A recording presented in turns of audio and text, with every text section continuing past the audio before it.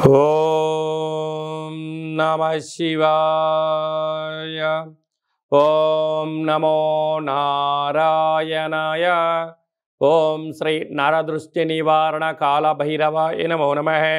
ఓం దాశరథాయ విద్మహే సీతావల్లభాయ ధీమహి తన్నో శ్రీరామచంద్ర ప్రచోదయాతు. హరి ఓం. మా ఛానల్కి స్వాగతం.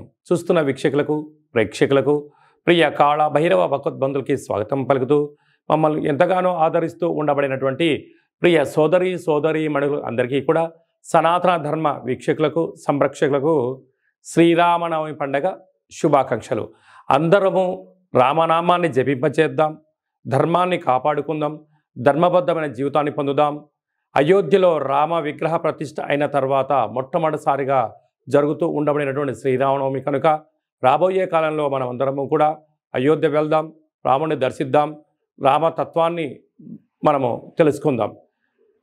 16వ తారీఖు 4వ నెల 2024 నుండి 30/4/2024 వరకు పుట్టినటువంటి వారందరికీ కూడా ముందస్తుగా జన్మదిన శుభాకాంక్షలు. గతంలో వివాహం చేసుకున్న వారికి వివాహ వార్షికోత్సవ శుభాకాంక్షలు. ద్వాదశ రాశుల్లో గ్రహ గమనాన్ని ఒకసారి వీక్షింపచేద్దాం. మేషరాశిలో రవి మరియు గురు సంచార స్థితి, కన్యరాశిలో కేతు సంచార స్థితి, కుంభరాశిలో కుజుడు మరియు శని సంచార స్థితి, మీనరాశిలో బుధుడు శుక్రుడు మరియు రాహు సంచార స్థితితో ద్వాదశ రాశుల్లో గ్రహ గమనాలు ఈ విధంగా ఉన్నాయి.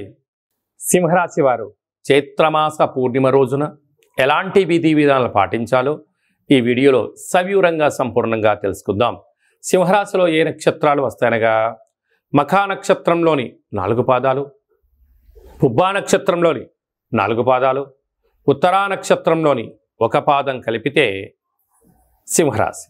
చాలామందికి పుట్టినటువంటి కాల సమయంలో డేటా ఆఫ్ బర్త్లో లేనటువంటి కారణం వలన పేరు యొక్క మొదటి అక్షరాన్ని అనుసరిస్తూ రాశిని తెలుసుకునే ప్రయత్నం చేద్దాం.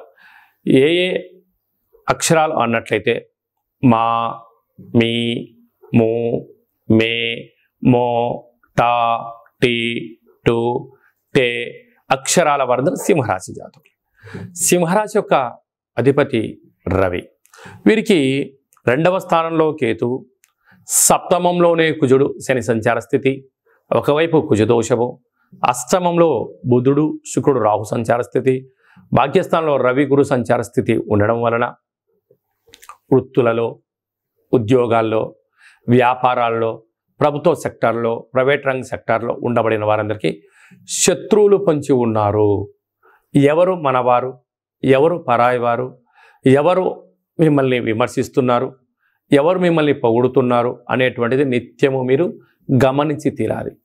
అదే కాకుండా చేస్తున్న సేవారంగ కార్యక్రమాల్లో అనేక మంది విమర్శలకు మీకు సిద్ధమవుతున్నారు కనుక మీరు మాట్లాడుతున్న ప్రతి మాట రికార్డింగ్ అవుతుందని, సీసీ కెమెరాల్లో మీరు కనపడుతున్నారని చెప్పి కనుక ఎప్పుడూ కూడా ఆవేశం పనికిరాదు. ధర్మంగా ఉండండి, న్యాయంగా ఉండండి, చిరునవ్వుతో అర్థం చేసుకునే ప్రయత్నం చేయగలిగినట్లయితే అనేక రకాల సమస్యలను తొలగించే ప్రయత్నం అవుతుంది.